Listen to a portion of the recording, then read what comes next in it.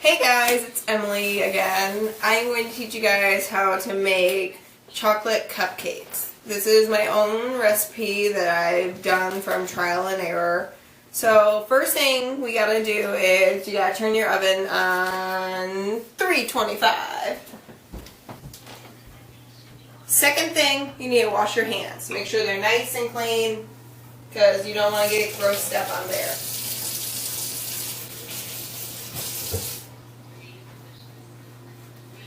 Okay, so all my ingredients, here are my ingredients. So I have 2 cups of flour, 2 cups of sugar,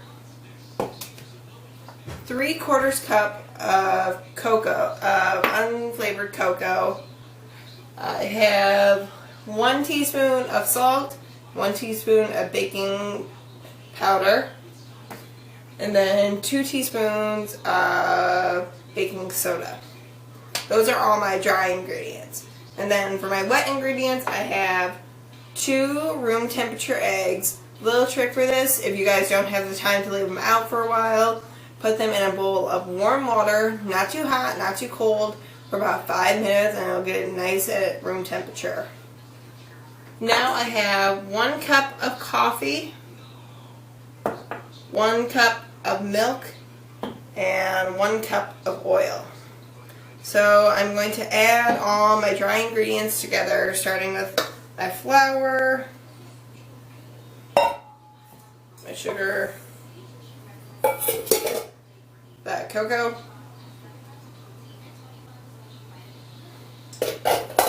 the baking soda.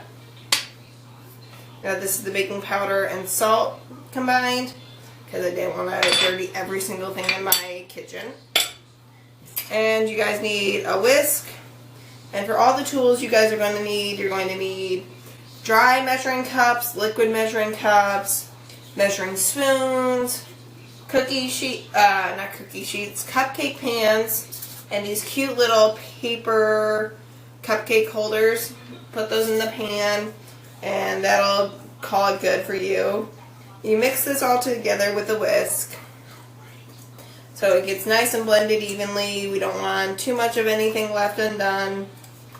You want to make sure that it looks all a nice light brown color, like this. Okay, and now we start adding some of my liquid ingredients. So we'll add my 1 cup of coffee. It can be either warm or hot. It doesn't really matter. Mine's warm today because it's still in the morning, so I'm just making it now. And if you don't have one, you can get, if you have like a K-cup machine, you can use that, and you can get perfect 1 cup thing. Now my 1 cup of milk. And then 1 cup of oil. I use coffee because it helps keep it really moist, and it's a good flavor fighter, if you want to say, to keep it from not being over sweet but not being too bitter. It's just the perfect mixture. So I'm going to use my hand mixer now to mix this all together. I will do it on a medium speed, starting on 1 to get it just started, and then I'll move it up to about 4 because that's medium for me. And I'm going to do this for 1 minute straight, and then after that I'll scoop it with one of my spatulas, and I will use that and mix it again to make sure everything's nice and evenly mixed.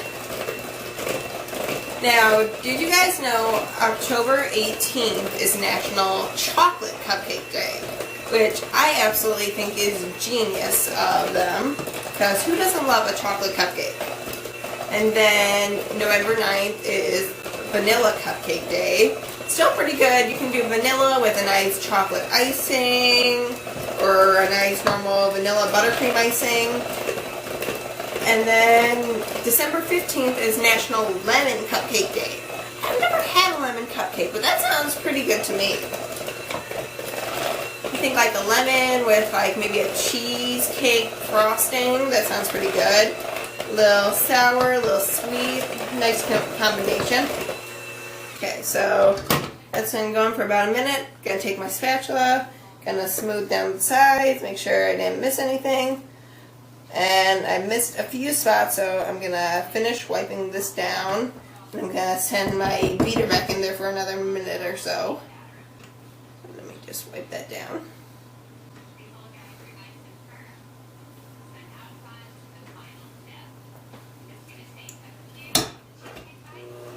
And one other tool that you guys are going to need is an ice cream scoop or a cookie scoop.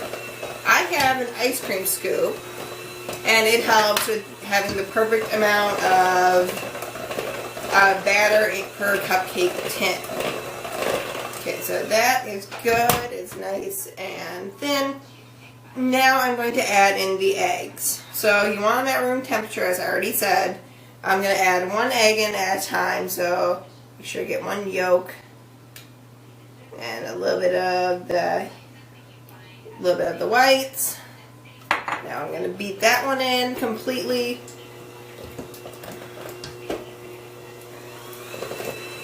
You might need to do it at a higher thing to actually make sure the yolk breaks and goes in there. And then you want to just make sure you stir it around a few times to make sure it's completely dispersed in there.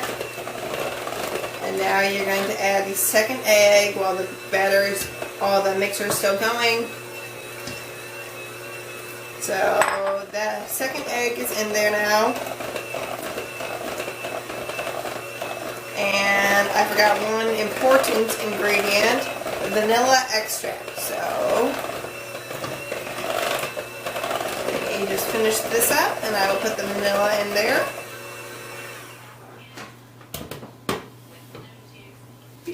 Now it's just 1 teaspoon of it, because we don't want it to be overpowering on the vanilla taste. And this one is a dry/liquid measuring spoon, so it works for both of them. So 1 teaspoon, pour it in there. Some people like to eyeball it. I like to be precise. So I'm going to mix that up nice and fast. And now your batter will be really thin and runny. That's the way you want it. That's the way you know you've done it right.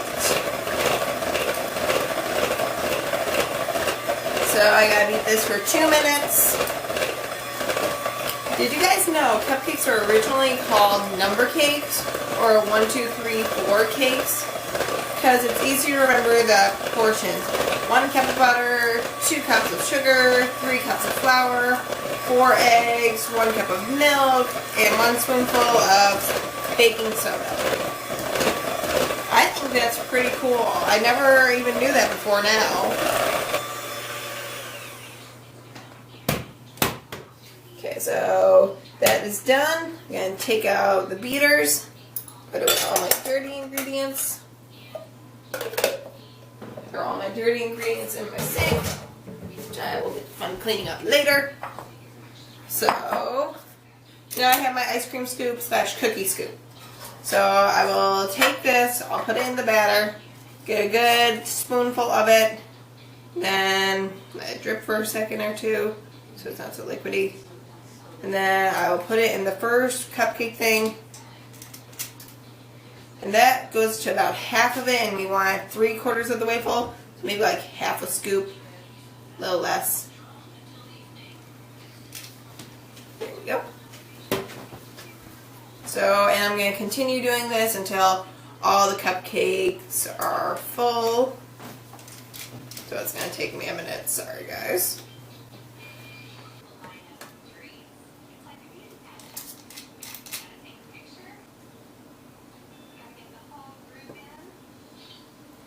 So there is my first thing of cupcakes done.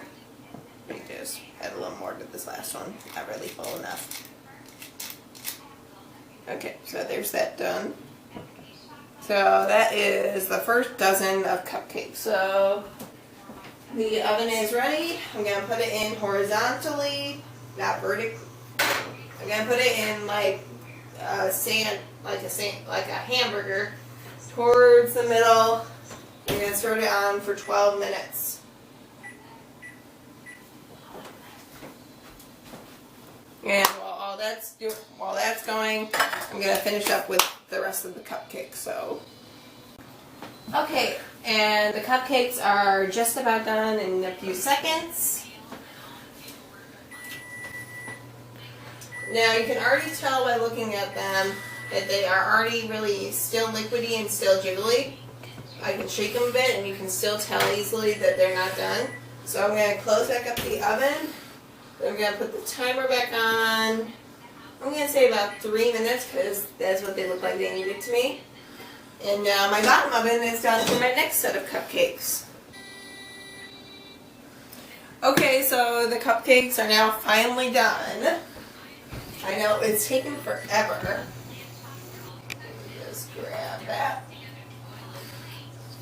Oh, and these smell absolutely heavenly. So I'm going to put the timer back on for 5 minutes for the bottom ones, because we can't forget about those. Got a hot pan right here to put them on top of. And now I'm going to test them. So you want to make sure to test the middle ones first, because if they're done, all the other ones are done. You can count on that. So let me test them.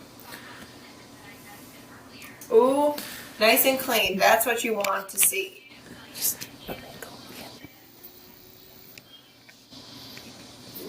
It's nice and clean. So now you want to make sure that the cupcakes will come out easily. So I'm going to grab a normal butter knife and I'm just going to go around the sides to make sure they'll come out really easy for me. And the reason you use the cupcake liners, because if you didn't, you would have to use like ham or something like that, and sometimes they don't always come out easily. With the liners, you don't have to worry about that because they'll come out easily. Here, I'll show you on this one. So I take it around, I'll grab it, and bam! There is my chocolate cupcake. One of them done.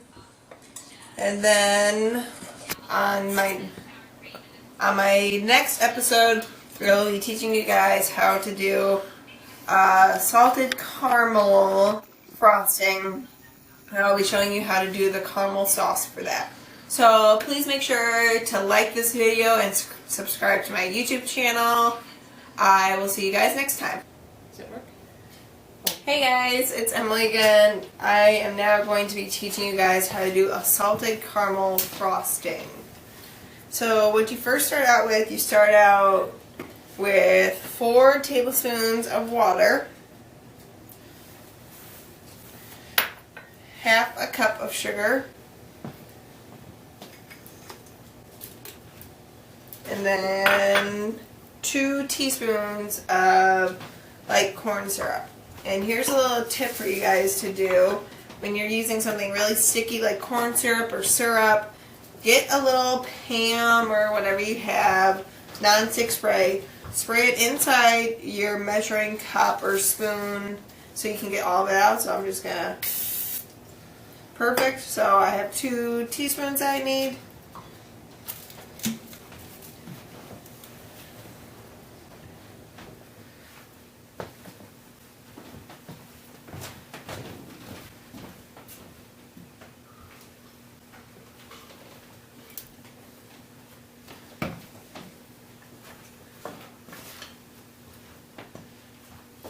It comes out nice and easy. Don't have to worry about losing any of the last bit of it. Grab a spatula, wipe down the rest of it. Put it on the side. Okay, now that is done. So now I'm gonna turn on the heat. I gotta mix it around once with a small whisk.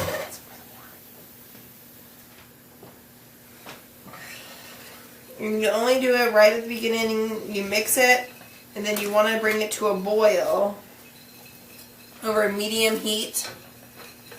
So that it's like not the lowest thing ever, but not the hottest thing ever. So I got it mixed together. And then when I bring it to a boil, I don't touch it. I don't stir it at all. And then I'm going to remove it from the heat. And it's going to get really nice, pretty golden brown color. And then I'll show you what's next. Okay, this has started boiling a few minutes ago. Now we are just waiting for it to turn a nice golden brown color. I'm not going to stir it with anything, but I have my half cup of cream ready. And it's at room temperature. We don't want it cold because then it could curdle, and we don't want that because that would make it gross and we'd have to start all over again.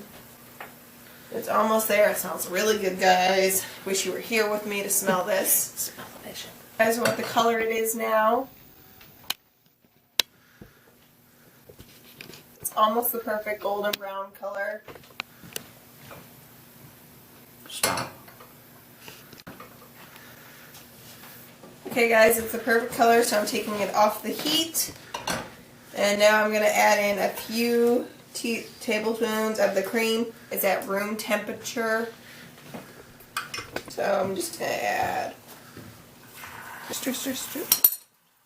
You want to be fast on this because you don't want it to burn.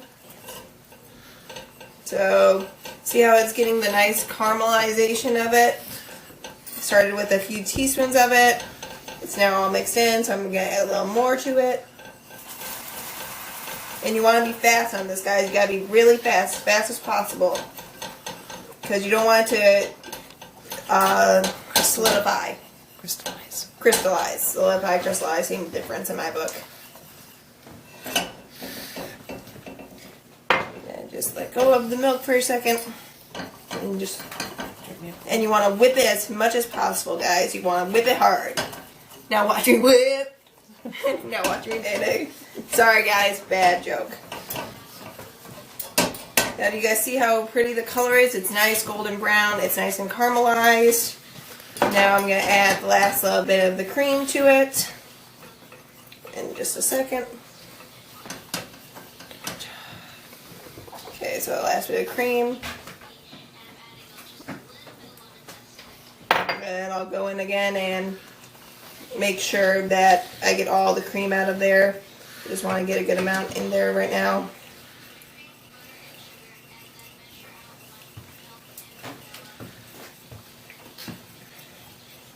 Yeah, here we go, guys.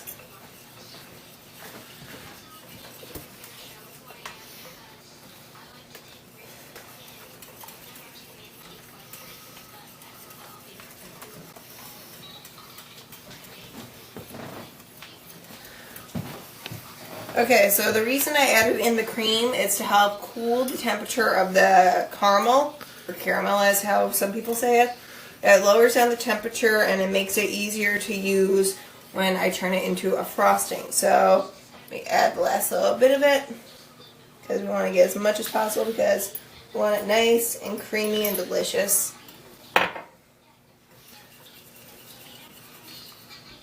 Okay, so since that's all stirred together, now I'm going to add the salt and vinegar. Teaspoon of each? It's a teaspoon of each. So I'm going to add it right now. Now the vinegar doesn't really do anything to it. This thing doesn't need the chemical to it, but it brightens the color and it makes it taste even better, guys. So I'm going to try it. So gotta mix that around. And the vinegar won't do anything to the taste of it. It just makes it brighter. Still delicious. Now, do you guys see how it's a brighter shade of golden now from before? So I'm just gonna whisk it some more. Now that it's almost all whisked together, after I'm done, I'm going to put it in a bowl on the side to let it cool completely. And next, I'm going to show you guys how to turn this into icing.